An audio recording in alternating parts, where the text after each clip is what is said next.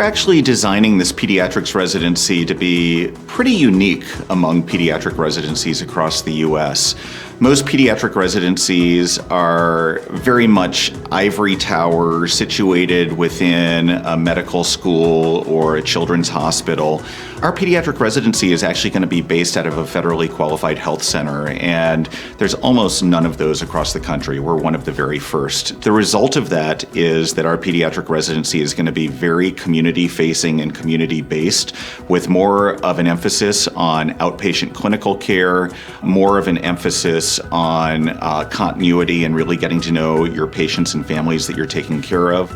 Because Pediatric Residency of Idaho is located at a federally qualified health center, there will be a large number of underserved patients that are seen there, specifically patients who maybe historically have been underinsured or uninsured and are now on Medicaid.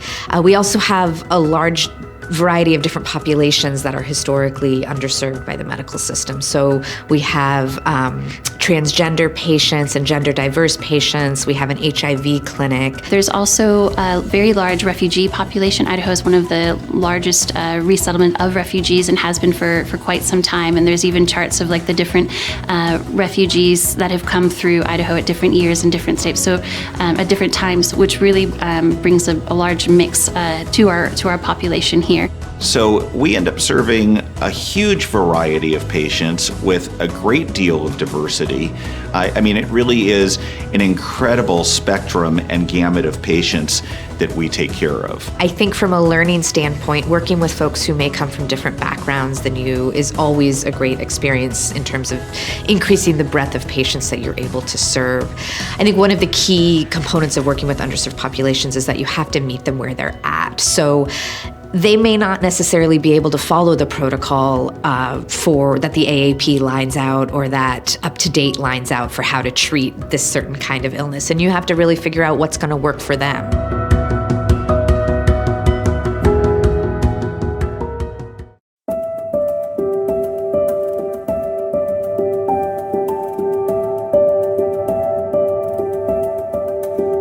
The first year is really foundational.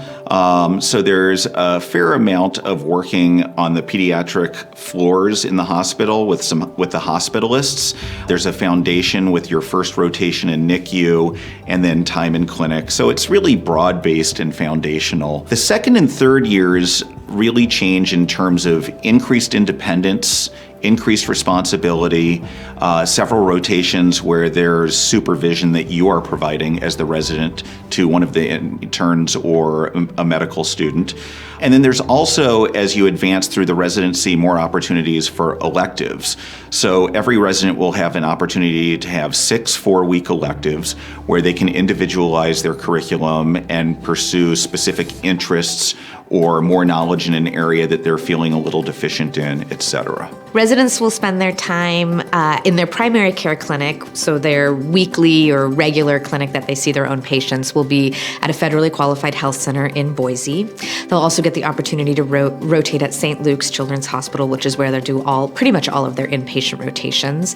They'll get to work with subspecialists in subspecialty clinics. They'll spend time in both urban settings and rural settings. Inpatient medicine is a really fun medicine to practice. It's busy, it's challenging, and we want our residents to experience that efficiency and level of skill that they need to have to kind of manage multiple patients in an inpatient setting, whether that's in the emergency department, on the general pediatric floor, in the pediatric intensive care, or the neonatal intensive care units. These are going to be very busy environments, working, collaborating with lots of ancillary staff, nurses, one-on-one with your attendings, all at the same time always going back to your patient, going back to that patient's family, and so making sure that you're navigating a very busy space, but usually once you're in the inpatient setting, those patients have a higher level of acuity of illness and care, and so they're sicker kiddos and they need more dedicated attention, and time is usually of the essence in those types of settings. And so we want our residents to have that experience of kind of that fast-paced,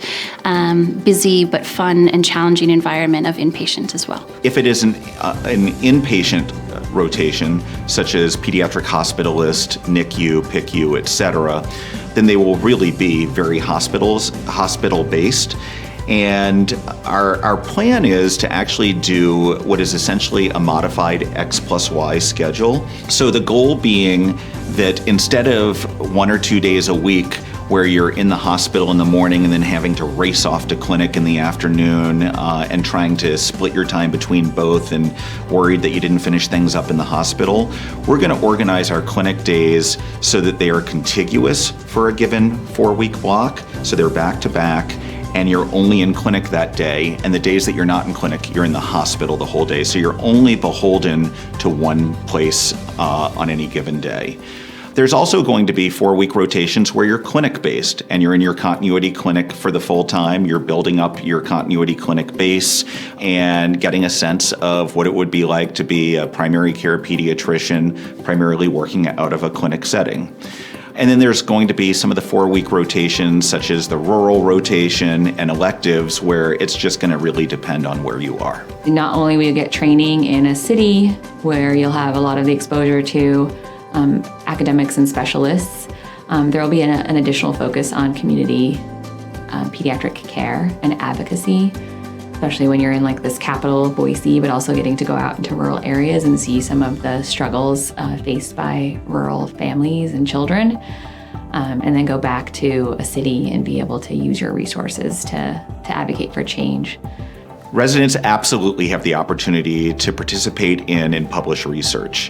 I serve as the research medical director at St. Luke's for Children's Subspecialties Research, and we've already begun preparing for opportunities for residents to participate in research or design their own project.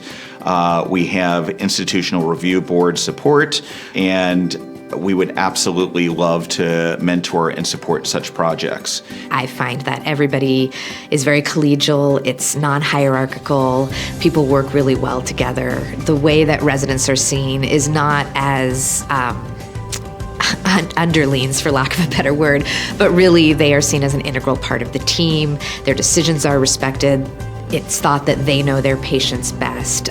They make decisions about patient care on a regular basis, and without them, the team wouldn't function.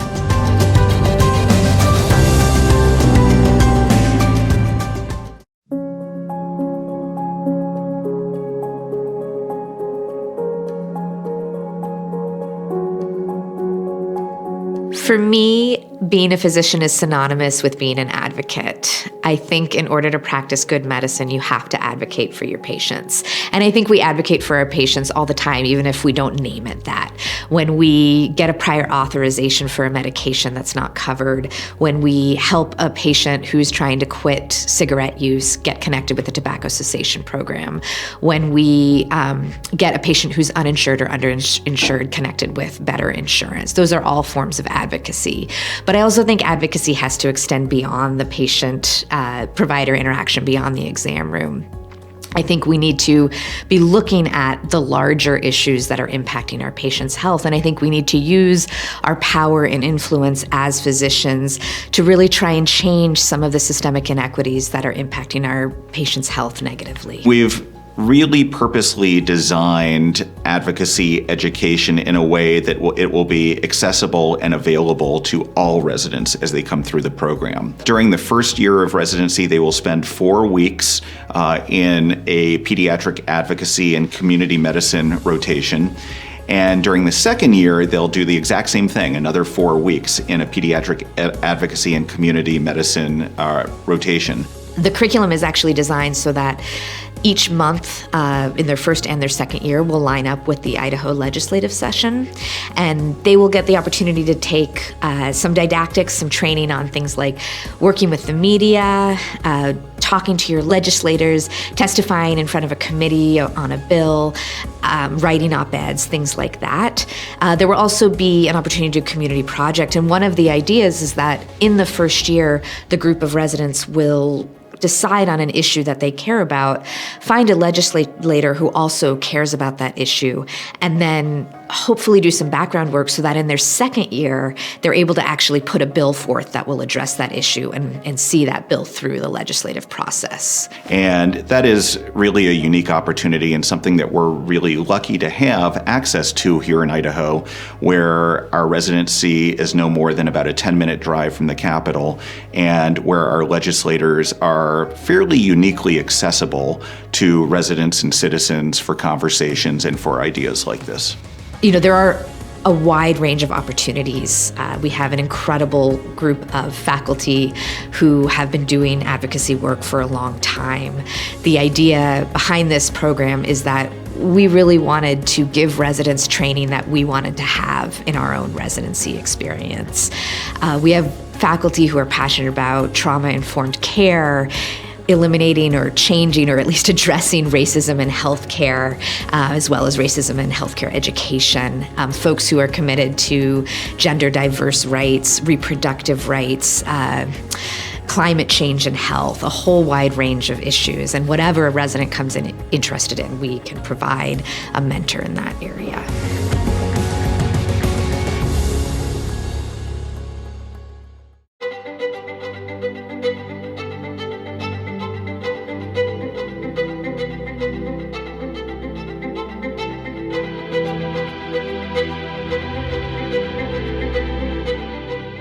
There is something really special about Boise, both in the medical sense and the training sense, as well as just becoming your home. There's an urban outlet, there's food, entertainment, the Capitol's here, there's a lot of activity going on, but you're sort of in striking distance to all these outdoor activities. There's foothills right set to the north side of the city.